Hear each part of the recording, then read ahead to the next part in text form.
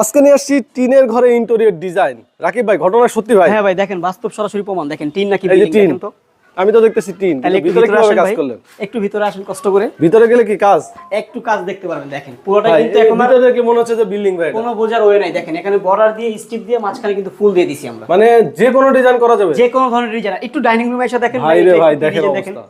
দেখেন মানে এটা কেউ বিশ্বাস করবে যে ভাই উপরে টিন আছে? আরেকটার জন্য বিশ্বাস করে আমি যে এখানে দেখে একটু দেখা দেখেন, দেখেন এই যে দেখেন ভিতরে কিন্তু টিন, সম্পূর্ণ টিনের সিলিং। অনেকে চিন্তা করে ভাই টিনের বাড়িতে কিভাবে কাজ করে, দেখেন। আর এখানে যখন দেখবেন তখন দেখবেন কিন্তু পুরোটাই ডিজাইন করা হয়েছে। আমরা প্রতিটা রুমের কাজ দেখাই দিচ্ছি। হ্যাঁ, এটা একটা বেডরুম। দেখেন বেডরুম গুলা, মানে অনেকে অবাক হয়ে যায় ভাই টিনের বাড়িতে এত সুন্দর ডিজাইন করা সব পসিবল কিনা। ভাই এগুলো কত টাকা খরচ আসে? ভাই কালার সহ 300 টাকা পার স্কয়ার ফিট পড়বে। যদি এই ডিজাইনের বাইরে অন্য কোনো ডিজাইন করে তাহলে 280 টাকা স্কয়ার ফিট পড়বে। আচ্ছা, প্লেন সিলিং এর প্রাইসটা একটু কমে যায়? একটু কম হবে। আচ্ছা, যারা আসলে বিল্ডিং করতে চায় তাদের জন্য খরচটা কমে যায়? একেবারে খরচ কম। বিল্ডিং এ কাজ করলে 260 থেকে 70 টাকা স্কয়ার